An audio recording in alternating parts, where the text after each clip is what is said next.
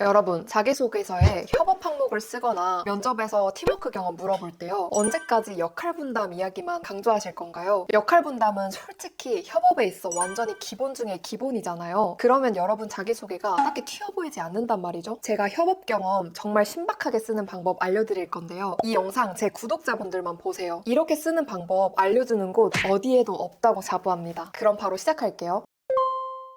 우선 협업 경험에 대해서 쓰려면 과연 협업이 뭔지를 정의를 해야겠죠. 협업이라는 건 2명의 이상의 사람이 모여서 생산적인 무언가를 만들어내는 일이라고 정의를 하는데요. 그러면은 2명 이상 모인 거 여러분 다 경험 있으시잖아요. 아르바이트도 있을 테고 전공에서 팀 프로젝트 경험도 있으실 테고요. 대외 활동이나 동아리, 학생회 활동 이런 거 모두 다 협업 경험이죠. 그런데도 여러분은 왜 쓸 소재가 없다고 말을 하는 걸까요? 제가 생각해봤을 때 그러한 협업들을 어떠한 생각을 가지고 한 게 아니라 그냥 했기 때문이에요. 우리가 어떻게 해서 시너지를 내보자 이런 의도를 가지고 협업을 시작하는 게 아니잖아요. 그냥 같이 해야 돼서 한 거죠. 그래서 어떠한 내가 팀워크를 위한 방법을 생각하고 의도하고 한 게 아니기 때문에 글을 쓰는 게 되게 어렵게 느껴질 거예요. 그래서 다시 정리하자면 여러분이 협업 경험을 수월하게 쓰려면요. 시너지를 내기 위해 어떠한 방법으로 노력했는가, 팀워크를 이루기 위해 어떠한 방법으로 우리가 협업을 했는가, 이 방법이 정의가 되어 있어야 해요. 지금까지 들었을 때 어렵다고 느끼신 분 있나요? 그러면 그냥 끄고 나가시면 됩니다. 는 거짓말이고요. 그냥 역할 분담 이야기만 쓰면 정말 흔하단 말이에요. 그래서 이 영상 한번 진짜 끝까지 보시면서 정말 어떤 방법으로 신박하게 녹이는 건지 다 뽑아가세요.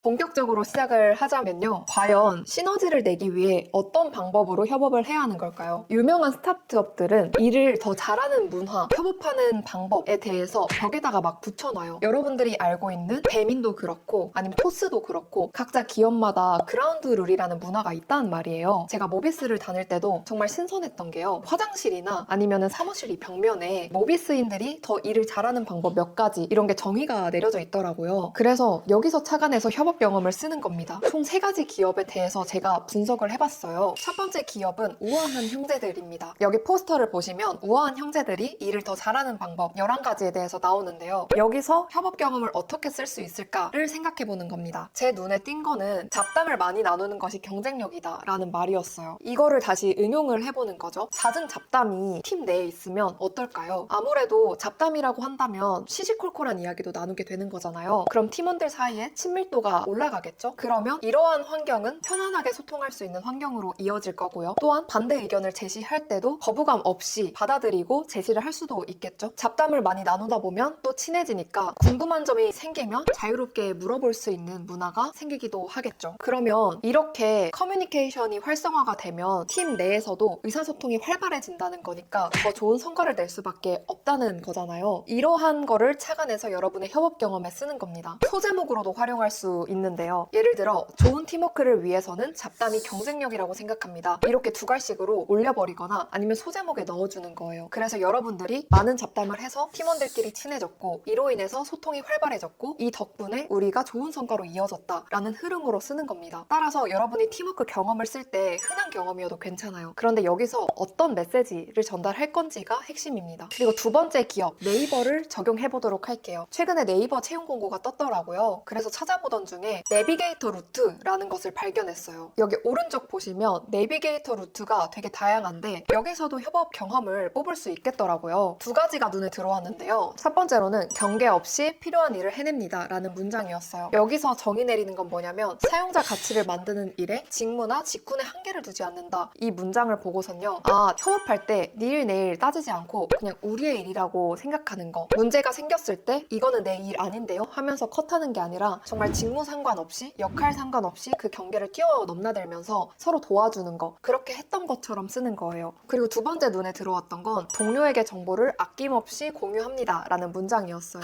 구성원 간의 업무 지식이나 히스토리와 맥락을 충분히 나눌 때 서로의 시너지를 최대한 끌어낼 수 있습니다 라고 정의가 되어 있더라고요. 여기서 떠오른 거는 아, 협업에 있어 중간 공유가 되게 중요하겠다. 어떠한 사소한 이슈가 터지면 나만 알고 있는 게 아니라 우리 팀 전체에 공유하려고 했던 태도 이렇게 했던 것처럼 글을 쓸 수도 있겠죠. 이것뿐만 아니라 내가 유용한 방법이나 나만 알고 있는 지식이 있다면 이 내용에 대해서 회의 때 다 같이 공유하면서 시너지를 만드는 것도 쓸 수 있을 것 같아요. 그리고 세 번째 기업은 쿠팡입니다. 여러분들이 알고 있는 쿠팡, 배송에 있어서 혁신을 만들어낸 기업이잖아요. 여기는 15가지 리더십 원칙이 있더라고요. 정말 많죠. 엄청 신선했던 부분은 뭐냐면 쿠팡의 직원들은 우리 자신들 모두를 리더라고 생각한다는 거였어요. 이 문장을 보면서도 협업할 때 리더와 팔로우 이렇게 나누는 것보다 우리가 팀 프로젝트를 시작할 때 모두가 리더라고 생각하는 거, 이 팀의 주인이라고 생각하는 거, 이 태도를 가지고 일을 시작했다라고 하면은 이것도 스토리가 나올 것 같더라고요. 그래서 눈에 들어온 건 Company Wide Perspective라는 문장이었어요. 여기가 리더는 오너처럼 생각하면서 회사 전체의 이익을 최우선으로 두고 행동한다 라고 정의가 내려져 있어요. 이 문장은 갈등 경험으로도 엮을 수 있겠더라고요. 저희가 갈등이 생기면 각 입장을 고수하기 마련이잖아요. 근데 이게 나를 위한 방법이 아니라 우리 팀 전체를 위한 선택인가? 의견인가?를 근거로 두고 선택을 하는 거죠. 쉽게 표현하자면요. 너의 의견이 우선인가? 내 의견이 우선인가를 판단을 할 때 그 기준을 세우는 거예요. 그리고 그 기준 자체가 이 선택이 우리 팀을 위한 선택인가를 기준으로 삼고 갈등을 해결하는 거죠. 다시 말해서 협업 경험을 쓸 때 우리는 늘 팀의 전체 이익을 최우선으로 두고 행동하려고 노력했습니다. 라는 문장을 뽑을 수 있는 거예요.